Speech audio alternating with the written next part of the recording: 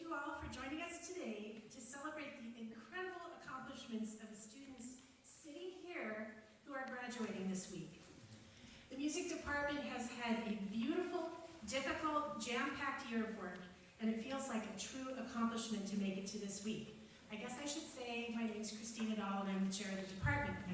Before we begin, I do want to say a really special thank you to Erica Honish, our graduate director, to Deborah Heckert, our undergraduate director, and to Meg Shadell, who has overseen the organization of this convocation. In addition, a special thanks to Ford Forquin, our concert manager, and all the members of the office staff of the music department, Martha Zadok, Monica Winchell, Jermaine Berry, and Susan Kaiserman.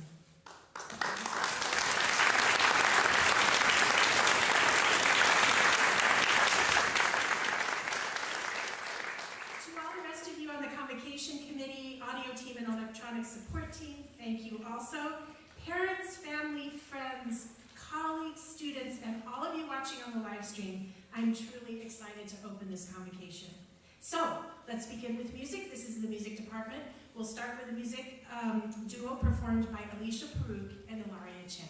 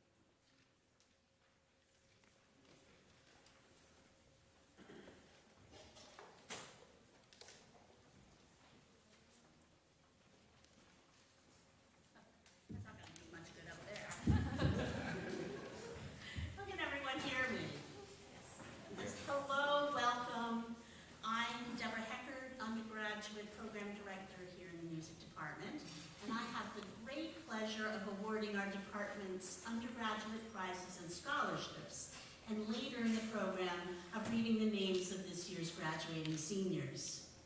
So let me announce the department's awards. Many of our graduating seniors have already won these awards, and we continue that tradition of recognizing excellence among our second and third year students, as well as a couple of seniors whose work this year demands acknowledgement. So the first prize is the Elizabeth Ball Kurtz Music Prize, and this was established in 1992 by the estate of Elizabeth Ball Kurtz upon her death. The prize is to provide a music scholarship annually to an undergraduate student in the music department. The scholarship is designed to help in career preparation of a dedicated and self-motivated music student. This year, Kurtz's Music Prize is given to Dylan Tursinek.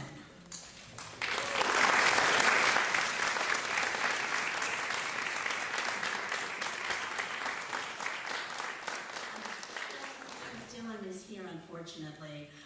Dylan is a member of our undergraduate community whose academic work is above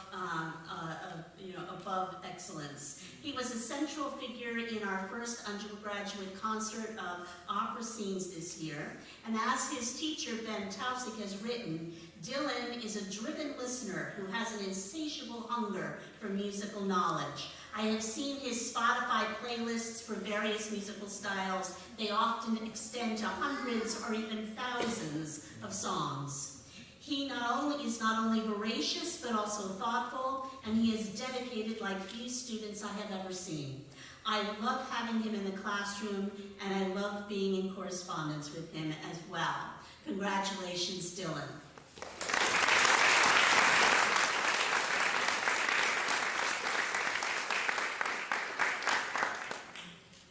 The Michael Bain Prize.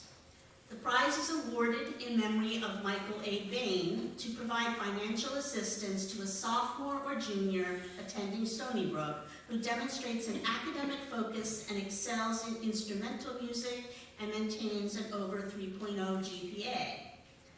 Is Eric Ness here today? Oh, too bad. The recipient of this year's Michael Bain Prize goes to Eric Ness.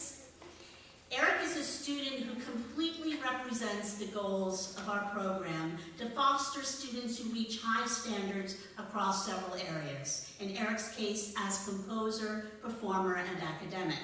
As Perry Goldstein wrote about Eric, Eric first impressed me when he took my 2 tonal harmony courses, in which he excelled. Only later did I have the pleasure of discovering that he is also an excellent cellist and pianist.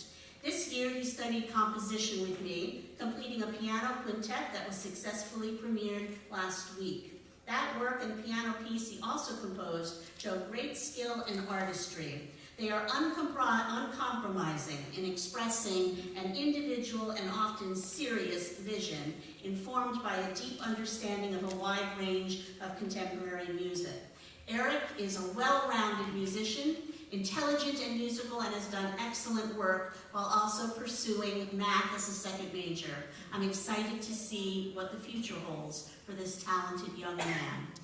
Congratulations, Eric.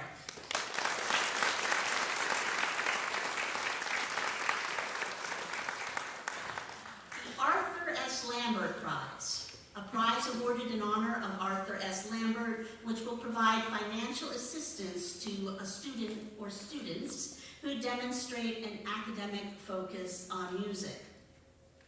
The Lambert Prize is awarded this year to Anthony Jackalone and Sophie Bowden.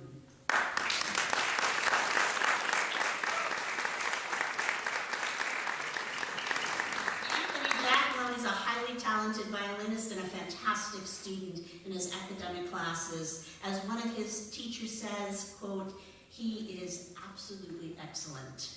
His violin teacher, Joanna Kajarowska, has said that, quote, Anthony's superior intellect, great leadership, joy, and positive attitude testify to his potential for a successful future.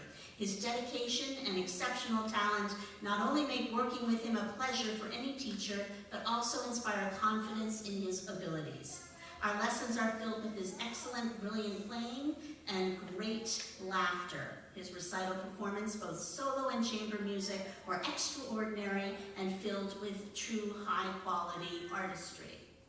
Congratulations, Andrew.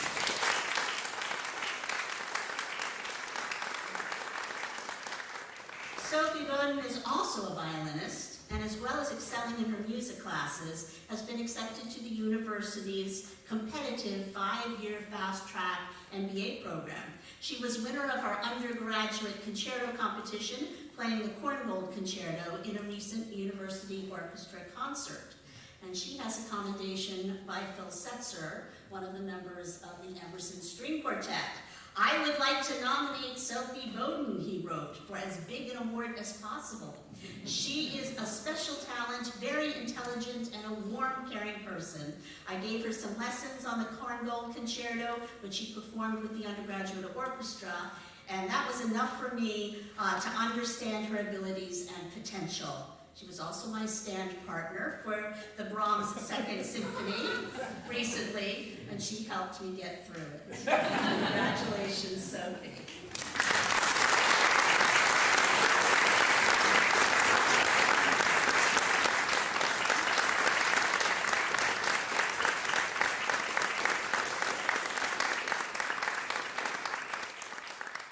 The Elizabeth and Philip Palmetto Scholarship, established by Philip Palmetto through a donation from the Philip F. Palmetto Fund of the Fidelity Investments. It recognizes a promising young musician. Preference is given to a student majoring in music who demonstrates financial need and exceptional talent and promise. This year's Palmetto Scholarship is awarded to Alicia Parouk and Christopher Jean-Pierre.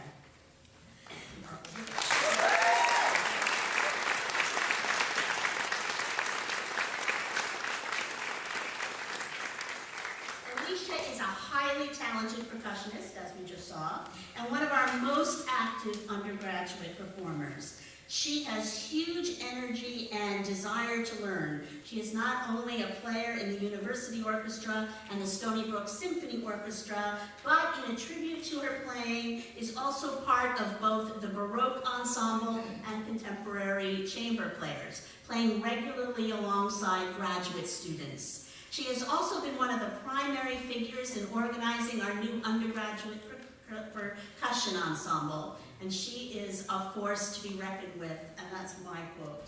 Congratulations, Alicia.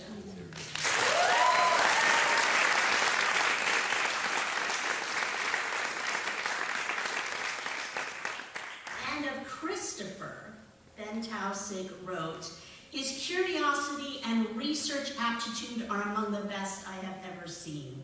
Chris has a scholar's knack for finding a genuinely rich issue in music, as he did, for example, in a project in Music 130 about the band Sonic Youth, and the subtle connections to hip-hop production in their work in the early 1990s, and diving deeply into that issue.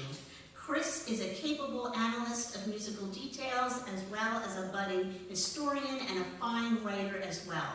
He has been an outstanding presence in both courses where I've taught him, and we correspond often about musical topics, even outside of class. He is an anchor among his cohort, a wonderful and elevating presence for everyone, including me." Congratulations.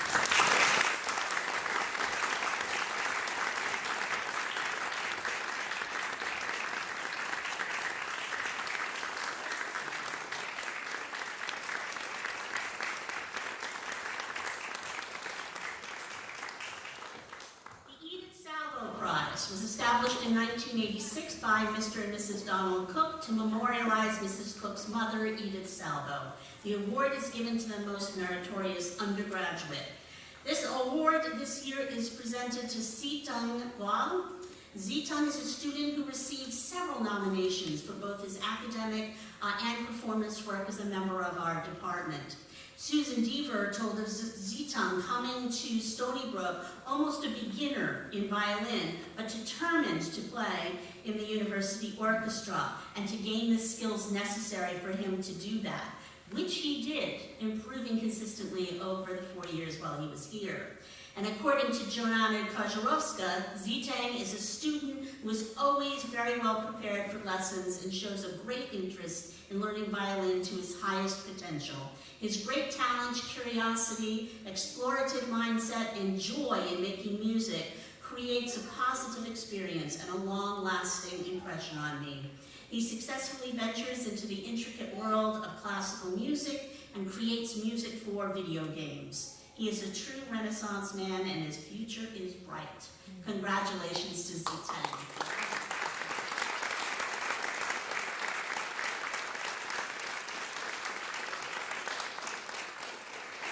And last, the Presser Scholarship is our department's highest honor. It is awarded to a graduating senior solely on basis of merit and achievement. The student is to be known as the Presser Scholar. And I am very pleased that Unito Torregoy has been awarded the 2024 Presser Award. A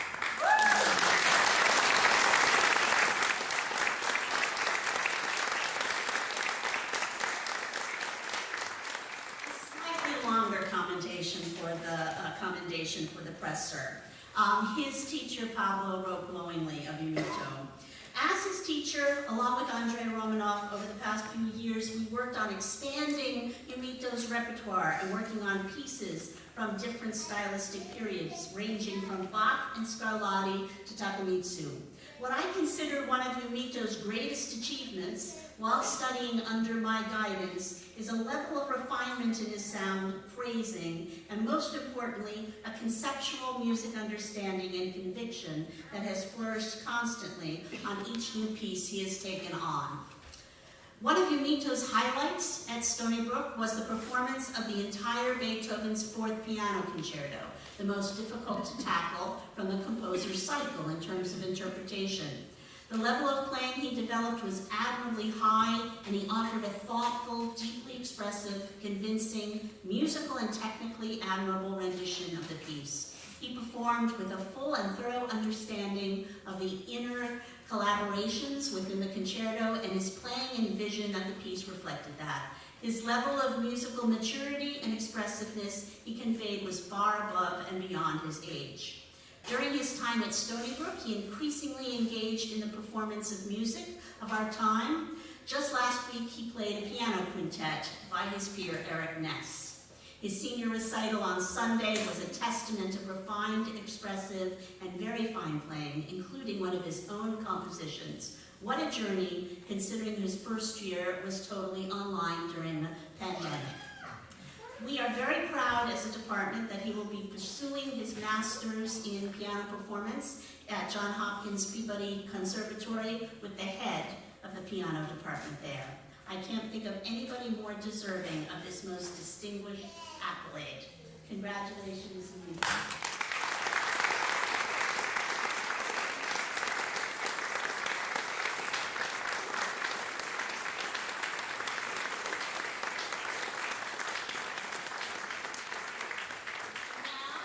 Speaking and some more music.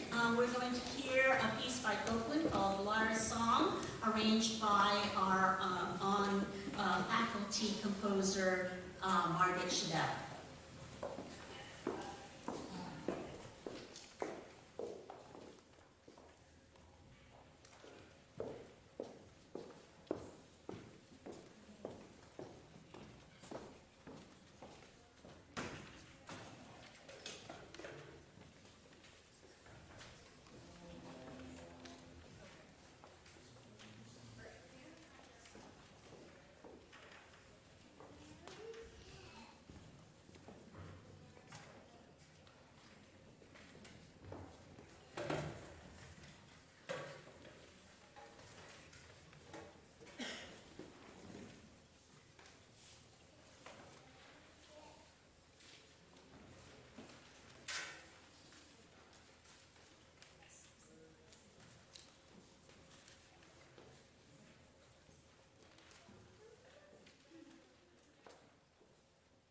Sorry I don't juggle, I would, do something.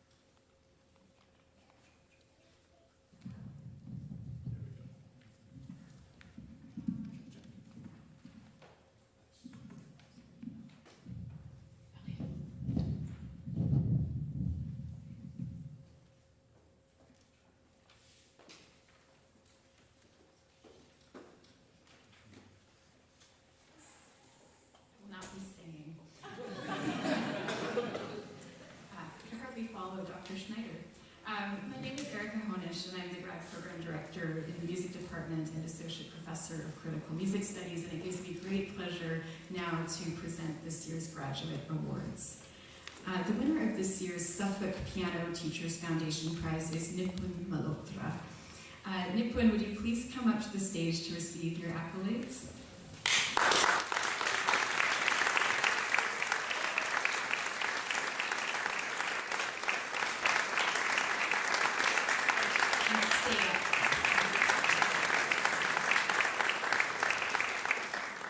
Our chair and professor of piano, Tina Dahl, writes, Nipun Malhotra is a wonderful success story, as he is a pianist who started studying much later than many typically do, and through incredibly hard work, resilience, and abundant musical sensibilities has become a great force in the piano program at Stony Brook.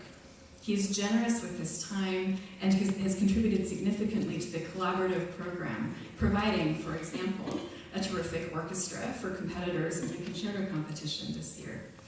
He has also stepped in countless times in the audio recording area, making it possible for our program to move forward in the absence of a staff audio engineer, and has saved more than a couple of other situations involving computers or audio equipment. Ask Nipun could be a catchphrase of the piano program, and I would just say of the whole department.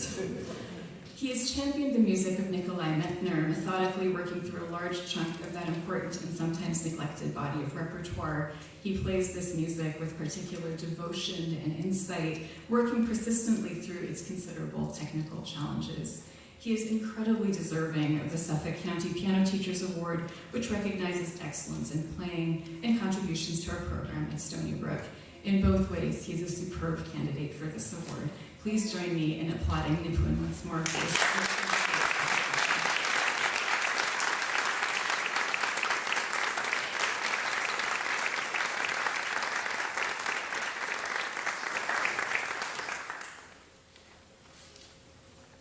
Each year, the department awards 2 Ackerman Prizes for excellence in graduate studies in music.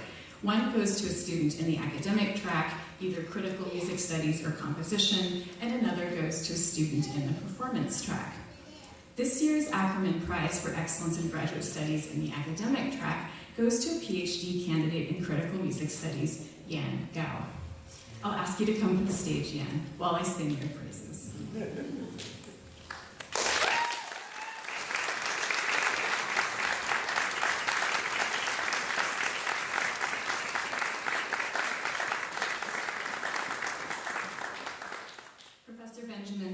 Writes, Yan is, simply put, an exemplary success story. She began graduate training as a talented and promising student, but by dint of her hard work and dedication has developed into a fantastically astute scholar. She reads high theory, delves into archives, and conceptualizes research projects in such thrilling ways. Her dissertation will be extraordinary. In the words of her advisor, Judy Lockhead, Yan has blossomed into a brilliant scholar. Her dissertation takes up the topic of music during the early years of the HIV/AIDS pandemic in the United States. Focusing on the music of John Croliano, Diamanda Galas, and songs from the AIDS Quilt songbook, Yan does close reading through the lens of ideas from today's leading critical theorists. Her scholarly presentations of this work have received rave reviews from colleagues in music studies. The dissertation will be a significant and much needed addition to our understanding of music of this era. And on top of all that, Yan is an ever-present figure in the Department of Music, an excellent teacher, and a really fun person. Congratulations, Yan.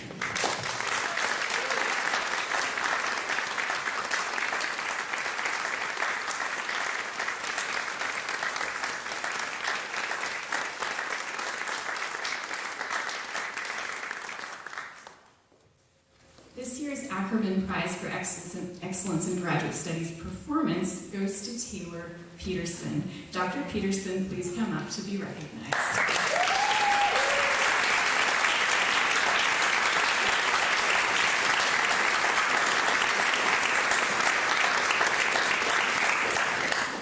Taylor, if I were to read you the nominating letter from Professor Alan Kay in its entirety, it would take nearly 10 minutes. I know because I tried. So I'm excerpting judiciously, but please know that the reason it was that long was there was so much to say about what an incredible musician and citizen you've been in your time here. Professor Kay writes with gratitude of Taylor's indispensable work as orchestral librarian during the COVID shutdown here, saying he simply could not have run our graduate orchestra without Taylor's steadfast assistance in everything from setting up Zoom meetings to running mock auditions online. But this is ultimately a prize for excellence in performance, and in that regard, Professor Kay writes, as a member of the Stony Brook Symphony Orchestra, Taylor was brilliant. He plays beautifully and has repeatedly shown himself to be a team player. For instance, regularly leading impromptu low brass sectional rehearsals or sectionals following orchestra rehearsal. And I must note here that Taylor has played in 30 SBSO concerts during his time here.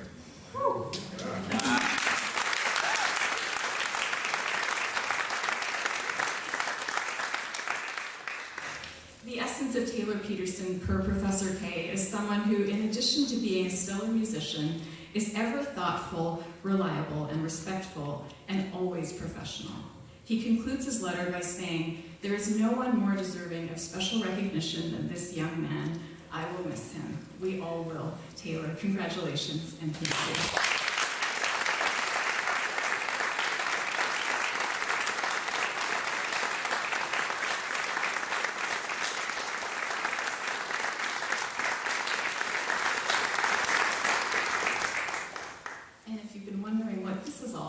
Coming up next, and it gives me great pleasure to introduce our undergraduate jazz performers, coached by Elliot Brown, who's one of our DMA students here. Please bring them on.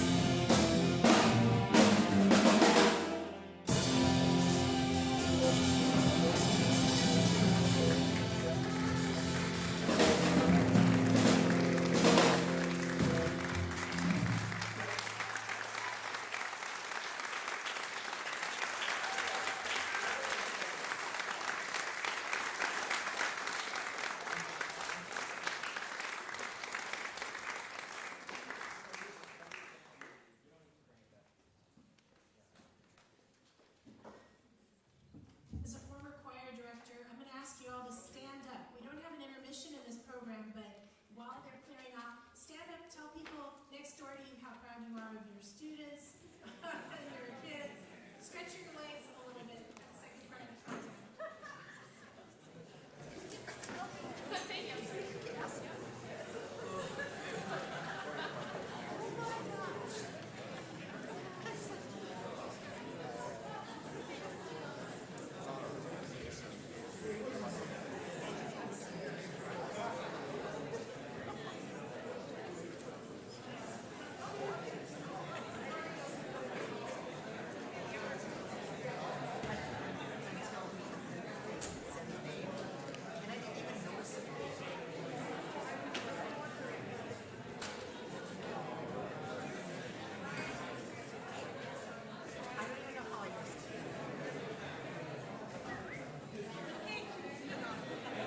Sit down.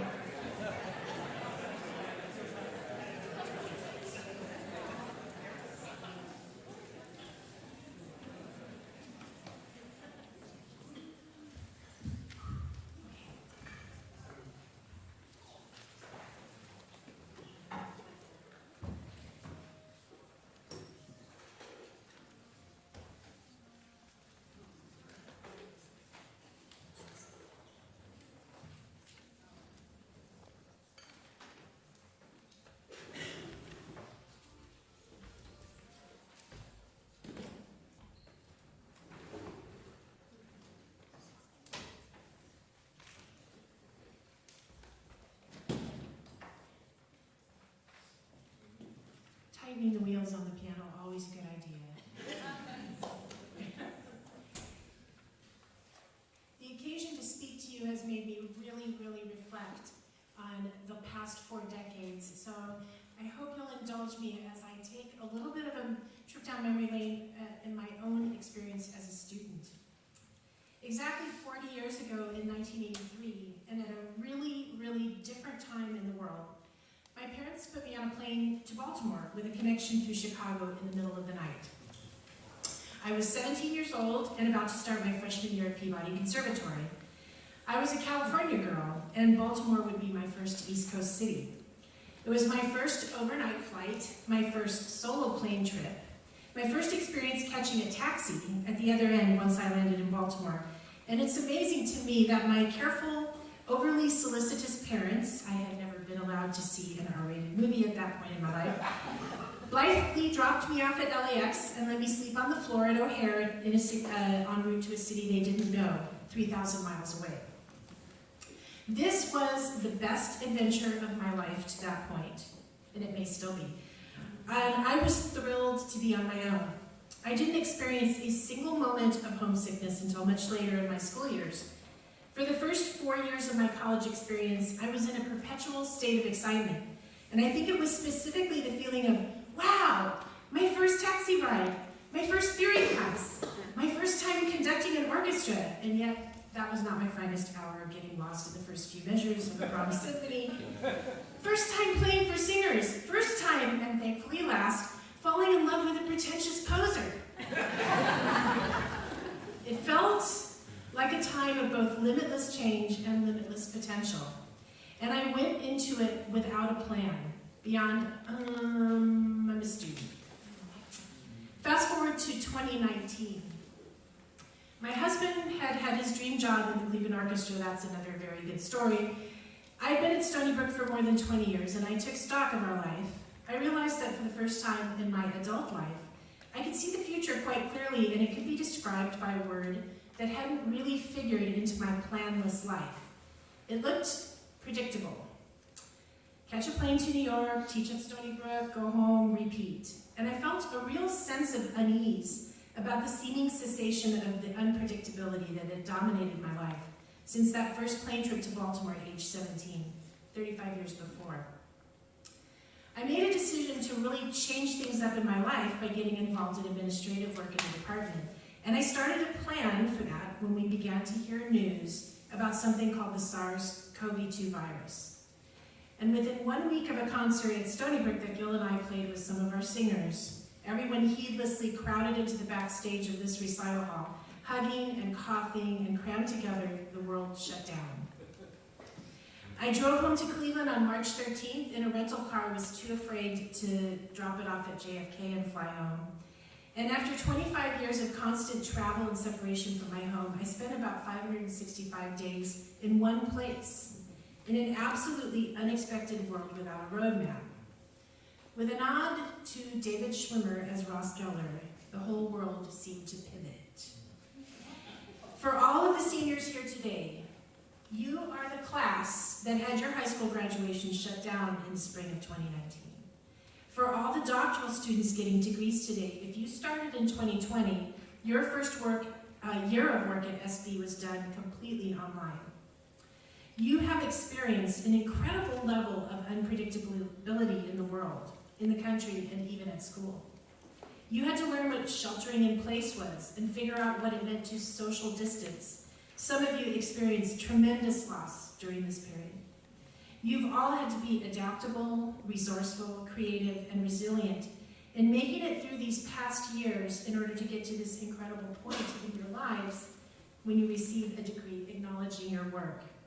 I'd like to be looking at you, but it would be weird, but I'm talking to you. The message I want to convey today is that we do have a central stabilizing choice, even when all other choices seem too scary to contemplate. We can decide to embrace the chaos of unpredictability. My husband took 42 auditions before winning the Cleveland Orchestra job, each time trying to figure out what to do differently in order to land a position. I remember one shaky sentence in the middle of the night on our answering machine when he left me the message that he had won the job. I'm not really sure why it was this one. It wasn't my best audition. We can plan, we can try to predict, we can even settle into routines that are satisfying and meaningful. But for the most part, our life will figure out a way to intervene. And this is actually an absolutely wonderful aspect of walking through this world. If our expectations center on the certainty of change, of surprise and unpredictability, it can make it easier to pivot, to reimagine, and to adapt. And it can help us feel grateful for what we do have, for the friends and colleagues who somehow remain as constants through it all. For many of us here, the longest relationship, aside from our families, that we'll have in our lives is with our instruments or our work.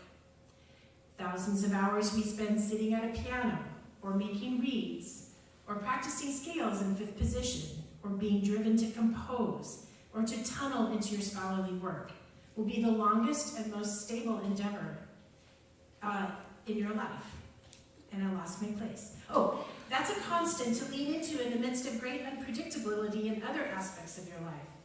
It's something for which I feel grateful every day, that long, long relationship that somehow persists through shutdowns and great uncertainty in the wider world. It's this gift that we share, our relationship with our instruments, our creativity, our scholarship when we continue in the face of unpredictability to do what we do. I hope you can leave the Stony Brook Music Department with a feeling of gratitude and that you're able to maintain that essential mindset of the perpetual student. Wow!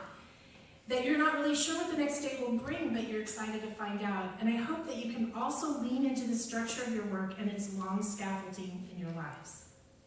When I was in Tanglewood my first summer, I sat down on a bench with Gil Kalish, whom I barely knew at the time. He asked me about my summer, and I said there had been things which were difficult, which was an understatement, actually. But that my teacher, Peabody and Shine, had told me there are actually no bad experiences since we learned from them all. He looked at me in total cynical disbelief and said, no, there are bad experiences, and we learn to deal with them. I can't do Gil's voice, but you can do it. Two sides of my pedagogical influences. I like both ideas, and I actually think both were sort of saying the same thing. So, I am so proud of all of you, and I know I speak for your teachers and your professors sitting here as well. It's really mind-blowing what you've managed to do over the past 4 years of major chaos and instability. And more has been asked of you than probably any previous generation I've observed in my past 3 decades in the department. You do face a future of great unpredictability, again, at a level that those of us who graduated before you may not be able to imagine in all its potential anxiety. But I hope you can somehow embrace it all the good and bad experiences, and hang on to that amazing support structure of your work in order to remain open, curious, adaptable, and excited about all the possibilities. Congratulations, class of 2024.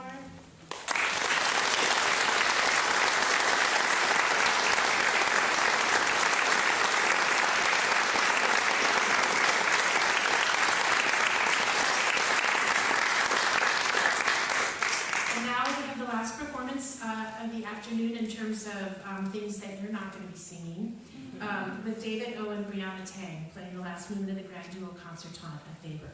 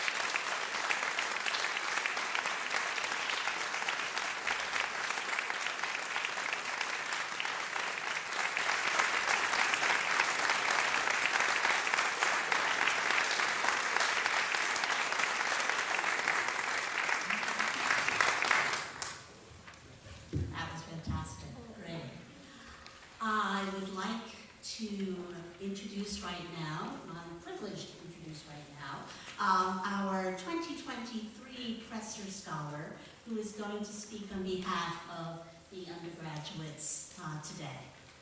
Leah Andreadis.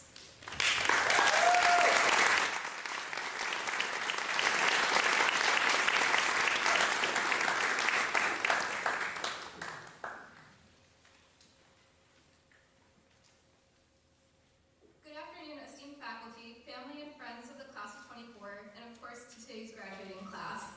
I feel extremely honored to have the opportunity to speak to all of you today. At this early stage in my journey, I must acknowledge that I am far from the point of holding on to some sort of sage wisdom. Rather, I will share some sprinklings of enlightenment I was lucky to encounter these past 4 years, and I hope this stream of ideas resonates with your experiences as well as you reflect on your time here at Stony Brook. One of the points that has stood out to me was to always take on new opportunities. Within reason, of course, as it's quite risky to blindly say yes to everything with at least a degree of consideration. We are so lucky to be a part of such a close-knit community of musicians who are eager to work with us as undergraduates, granting us access to ensembles and classes that would otherwise be out of reach at this point in our careers. Every experience helps us grow, as musicians and as people, from every hour of rehearsal to every analysis paper. However, taking on new things can be quite jarring. For reference, I used to cry after every sight singing during my freshman year, so it took quite a bit of willpower to muster up the courage for a whole speech. I used to feel like this was a huge cliche, but my time here has shown me that the more you take the steps out of your comfort zone, the easier it becomes to expand your reach within the world around you. I have also come to learn that just because things don't always turn out the way you had once envisioned them doesn't mean that you failed. Most processes are far from linear. As musicians, we rarely just take things from point A to point B, and there's more to life than just a Schenkering analysis, of course. Rather than constantly oscillating between the two poles of success and failure, new paths open up that take us to the next place in our journeys. Please excuse yet another analysis analogy. I really like analysis, if you can't tell. But it is important to be aware of both the micro and macro levels when thinking about these events in our lives. We exist moment to moment by nature, but it's important to be reminded of the big picture, thinking about how far we've come and all the places that can take us. Unfortunately, it's also not out of the question that there will be times where you really want to do something, but life gets in the way. We are all human, and sometimes it works out that the paper you were working on takes longer than expected, or it was decided that the piece you really wanted to play isn't in the cards for the time being. But don't let that be too discouraging. New opportunities always present themselves, and sometimes you find yourself better off than you could have possibly expected before. As is custom, I turn to the wisdom of musicians of the past as my speech comes to a close. It is overwhelming and thrilling to see how much information there is out there. However, I chose the following quote by John Cage that I found to be fitting for the occasion. Look at everything. Don't close your eyes to the world around you.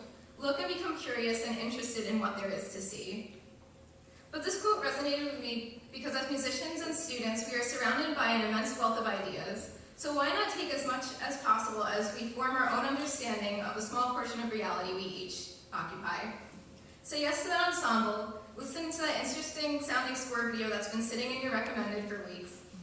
It may be my own naivety and inexperience talking, but the opportunities for exploration seem endless, so why not give them a chance? Again, I am honored to be able to share these thoughts, and I thank you all for listening. Best wishes and congratulations to the class of 24 and all those who are celebrating their achievements.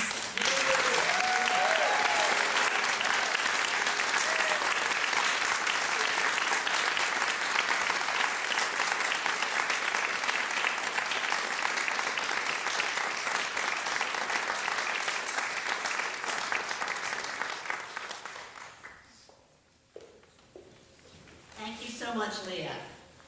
Let me get myself organized a little bit here. As we move into granting the awards and reading the names of our graduates of the year. But first, just a couple of remarks. As the English writer P.G. Wodehouse wrote in a hilarious graduation speech scene in What Ho Jeeves, quote, "Waddle, waddle, speech. I do not detain you long, but I suppose on this occasion to feel compelled to say a few auspicious words. What I wanted to tell you was this, and I say it confidently, without fear of contradiction. I say, in short, I'm happy to be here on this auspicious occasion, and I take much pleasure in kindly announcing the graduates. As Shakespeare says, there are sermons in books, stones in the running brooks, or rather the other way around, and there you have it in a nutshell. Hopefully I can say something quite a bit briefer and more comprehensible.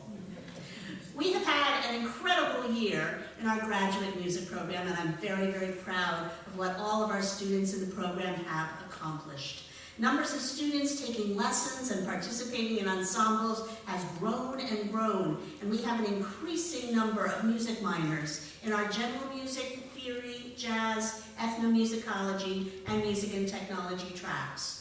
All of these students contribute immeasurably to the musical energy in this department, and we feel proud that we are fulfilling our mission to allow students across the university to continue making music. We have a core of incredible undergraduate majors who manage to balance academics with musical instruction and performance in a way that makes it look easy. It is not. They help to fuel the outreach of the department to the wider university through leadership and ensembles and in the many recitals they give each semester. They bring curiosity, thoughtfulness, and hard work to their academic classes. This year alone, we have had 4 students do honors projects, 3 of which are academic projects and 1 honors recital. Other notable accomplishments include our first ever concert of undergraduate opera scenes, demonstrating how much passion and drive can be found in our undergraduate voice studio, which is bursting at the seams. We have a new undergrad percussion ensemble organized by the percussion studio teacher and students like Alicia. And our undergrad composers group continues to grow. Several of our undergraduate composers like Eric Ness and Jeevan Ramesh are studying with senior composition faculty and have had notable pieces performed and sound installations created. We have a small graduating cohort this year. It means we know them all and we are going to miss them. But we look forward to hearing what they do as they move out into the wider world beyond Stony Brook, and how music continues to be a part of their life in whatever ways they choose. We are very, very proud of you. Please continue to let us know what you are doing. There are many other individual stories of people who are part of and dedicated to our undergraduate program. We thank everyone whose story intersects with our undergraduate program and the lives of our students within it. Our wonderful professors, dedicated staff, and our fabulous graduate teaching assistants, without which we would not be able to support the important, impressive impact this department has on both the university and the world beyond. Okay, let us announce this year's undergraduates receiving degrees. Okay, first, let me just make sure I have my list properly here. Zitan Gal, who is not here today, but congratulations.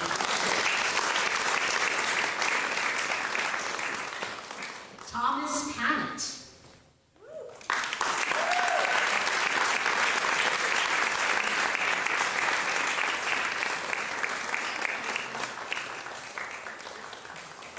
Yumito Torregon.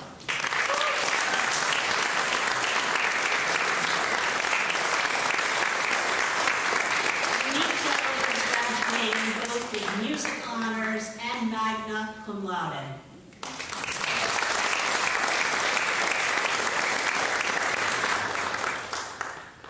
Charlotte York, who is also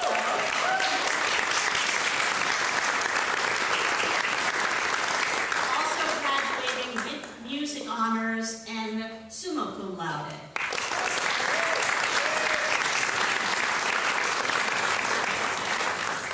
We also want to mention Vanessa Torre, who graduated in December. Vanessa, if you're watching,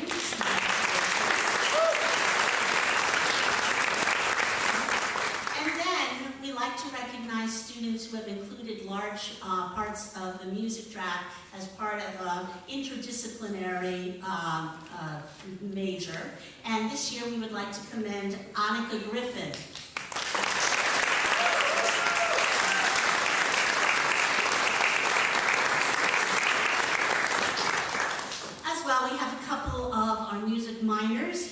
who are graduating, and we'd like to recognize them. First, Shabab Nunfiza, Islam.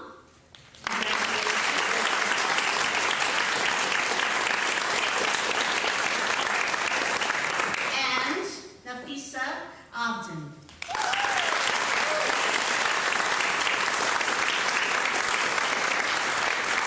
Congratulations, everybody.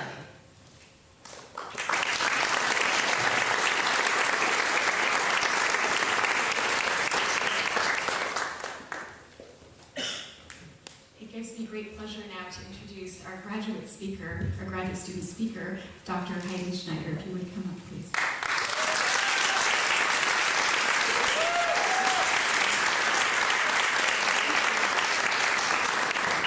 Not quite used to wearing this yet. Good afternoon, fellow graduates, professors, administrators, families, and friends. My name is Heidi Schneider, and I am very, very fortunate to be graduating today alongside you all, my dear friends and colleagues. Before I tell you a quick story, I must thank my fellow students who voted for me to have an opportunity for me to speak to you all today. Thank you, really.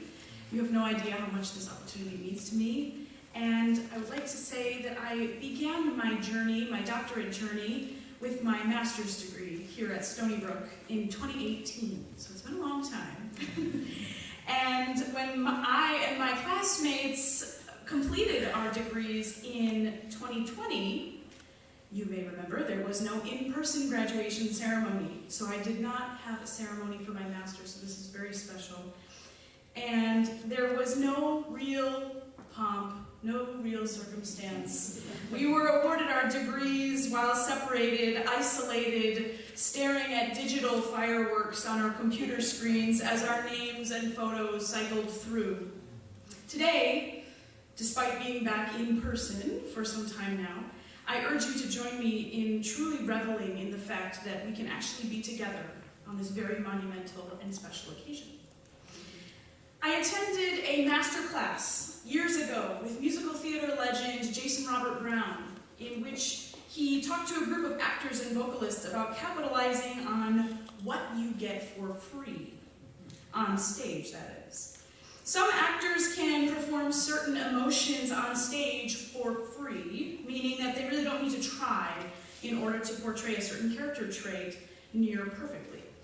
Some of them get scared for free. Some of them get glad for free. Some get graceful or furious or innocent or heroic for free. His mission with the class was to encourage each of us to find out what it is we get for free and use it, own it, squeeze every last drop out of it.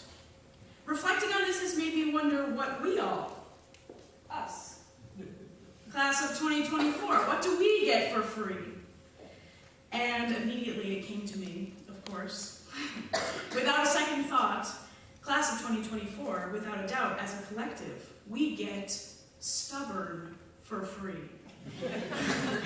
And you're saying, oh, stubborn, why can't we get something cool like heroic?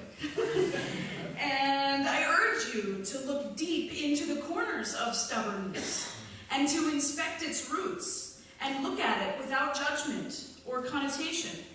And as you study the idea of stubbornness, you might come across the idea of grit. To describe someone as gritty sounds like half an insult on first listen, but in reality it's one of the most sincere compliments you can give to an academic, and especially to a musical academic. To be gritty is to be determined, to be ruthlessly persistent in the face of adversity. To be gritty is to have a spark, the spark, that repeatedly ignites your imagination and passion day after tiresome day, clawing oneself forward through a rough and rugged terrain strewn with individual and international strife. I have witnessed my peers and my teachers at this university exemplify traits of modesty, courtesy, integrity, self-control, perseverance, and indomitable spirit, all in the pursuit of excellence. And as an umbrella term for that, here at Stony Brook, I've witnessed the grit that is required to sculpt greatness. It has been my distinct privilege to have shared the stage in one way or another with each and every one of you. I am grateful for our musical collaborations, of course, which are the foundations of our degree. But, more so on a human level, I am grateful for the genuine camaraderie that underlines every musical endeavor that I have had the pleasure of having here at Stony Brook. So, I will extend my sincerest congratulations to you all, my very dear friends.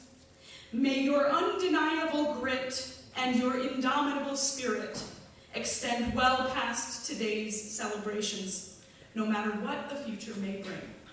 Thank you very much for everything. Congratulations, class of 20.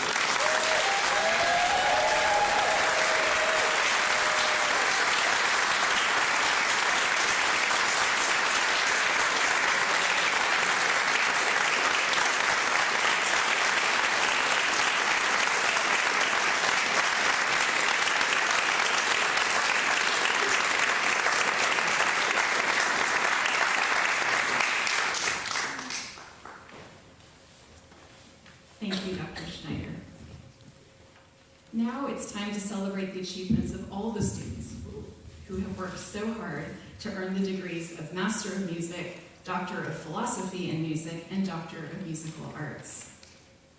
Any grad director in a department with some 200 graduate students on 6 different degree paths might find themselves thinking of Franz Kafka. In my case, as a scholar of Czech music, it was inevitable. Don't worry, I'm not about to tell you grim parables with depressing endings, like the one about the mouse making it to the end of a maze, only to be gobbled up by an advice-dispensing cat. I do, however, have a bureaucratic tale to tell, so if you'll indulge me. The graduates arrayed behind me today know this very well, but for the family and friends gathered here to celebrate them, you should know that at Stony Brook, there's a form for everything. For all manner of approvals, for essays, oral exams, lecture recitals, contract recitals, colloquia, every plan for coursework, every proposed dissertation. There's no escaping them. Whether you're a PhD candidate in critical music studies writing an ethnography of rock concerts, or a graduate composer sampling the sounds of a Croatian sea organ, or an MM student needing after-hours access to the student lounge so you can eat dinner before buckling down for a night of practicing, or a DMA student trying to get compensated for a prestigious quartet residency. Whatever it is, we have a form for it. Not only that, our forms have forms. A single form can confront you variously as a fillable PDF, an unfillable PDF, a Google form, a shape-shifting Word document which deforms itself every time you have the temerity to enter text. And then this year, a new sort of trial, the electronic signature page for approval of doctoral dissertations and final recitals. I'll spare you the details, but with 36 doctoral students graduating and 146 separate signatures to be collected, but who's counting? I was. 146 signatures on forms that cannot be tracked, cannot be corrected, and must be started over if the slightest detail is amiss. You can see why I was finding solace in Kafka. But here we are, and graduates, all of us who sign off on all the things you do are so proud of all that you've done. You've won Fulbrights and day fellowships, you've landed jobs as high school teachers and tenure-track professors, you've won coveted positions in orchestras and in the West Point Academy Band, you serve in student government and in your labor union. Your albums get glowing reviews in The Guardian. You win international competitions. You make us think in new ways about music and silence and race in America. You build and nurture beautiful communities of scholars, creators, and performers. All this to say, you can only begin to imagine, dear graduates, just how much we approve of you. Formally, yes, but also intellectually and musically. So it's my great honor and privilege now to present you with your degrees. When I call your name, please come up to receive our congratulations. And you will note there's a handy green path of arrows that you can use to get back to your seat. Would the candidates for the Master of Music degree please stand up? When I call your name, come across to collect your degrees. The arrows are this. All right, okay. Our first candidate for our first recipient of the Master of Music degree is Brian Anderson, receiving the Master of Music degree in viola.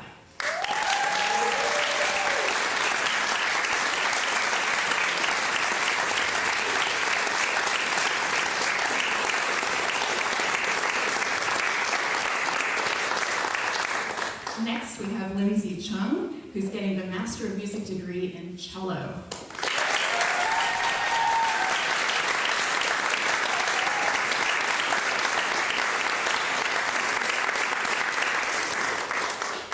Now we have Grace Collins, receiving the Master of Music degree in violin. And coming up to Grace.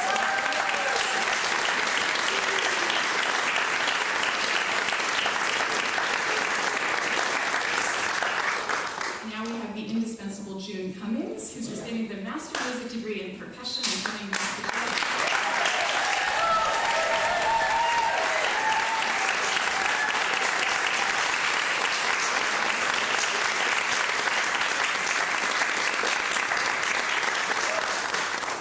Now we have August Dubois, August like the month he's helpfully specified, August Dubois, receiving the Master of Music degree in viola.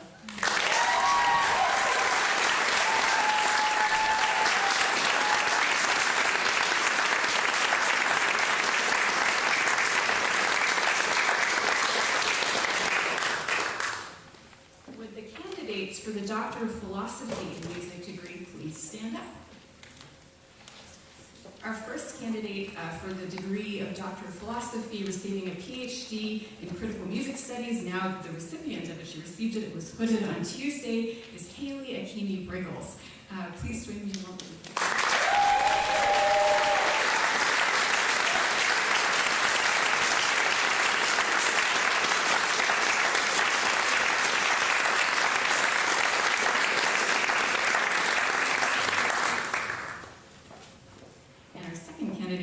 PhD degree in music, this time with a concentration in music composition, is Kevin Kay. Congratulations, Kevin.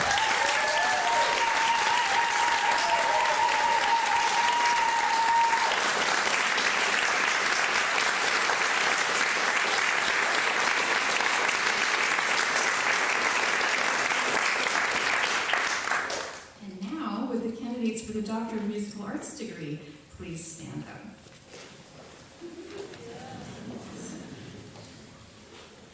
Our first recipient of the Doctor of Musical Arts degree, receiving a degree in violin, is Hee Jun Han.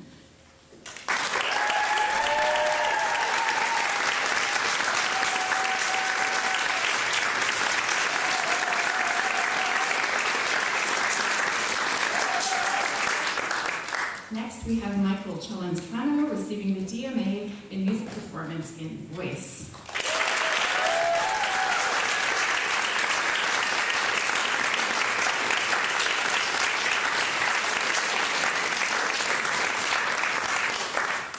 Next, we have Soo Yun Cho, receiving the DMA in piano.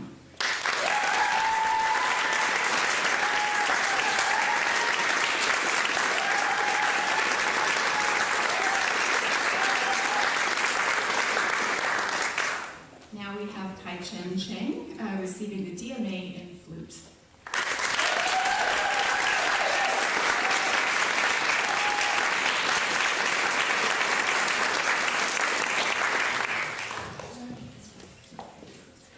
We have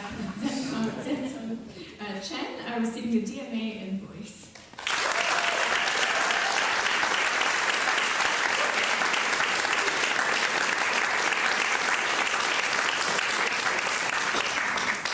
Now we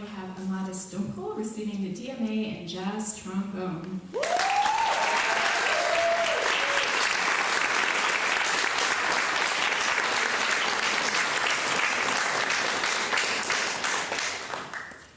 Now we have Noah Fotis receiving the DMA in horn.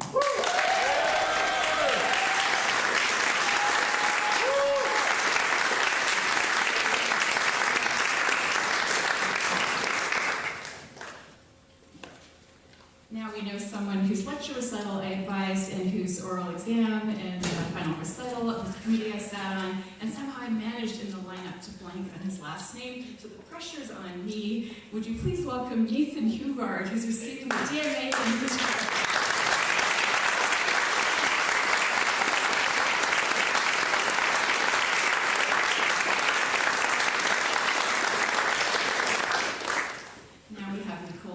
Receiving the DMA in voice.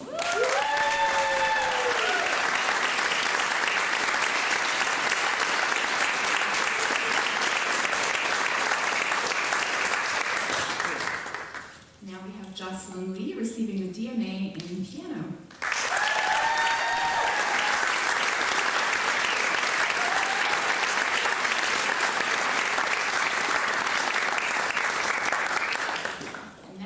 Shu Lee receiving the DMA in music performance.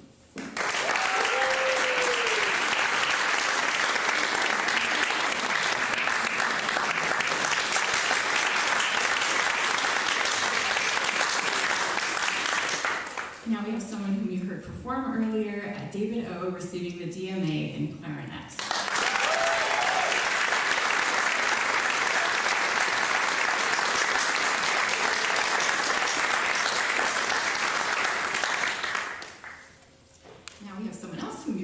Today already, Taylor Peterson receiving the DMA in trombone performance.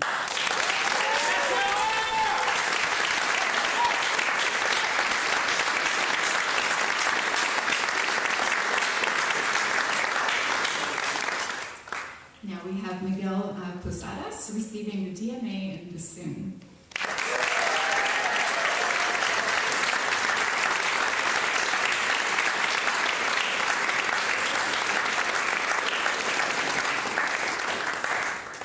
Now we have Laura Saldana receiving the DMA in piano performance.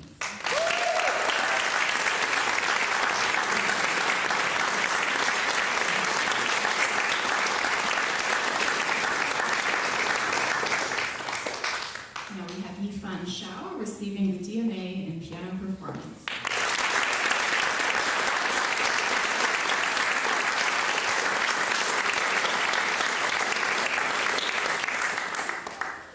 Next, we have Christian Uraga receiving the DMA in horn performance.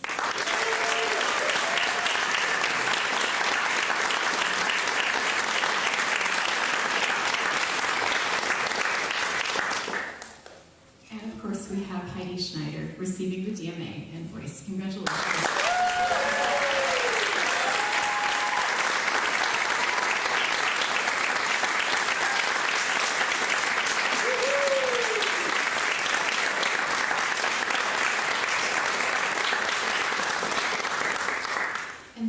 Graduates who were at the pudding on Tuesday were unable to be here today. We celebrate all of them as well. You can read their names in our program. And I think the next thing we have, I'm supposed to introduce Professor Emeritus Peter Winkler, who will be taking us through Stony Brook Alma. You have music for it. You were warned about a performance that might involve you. This is it.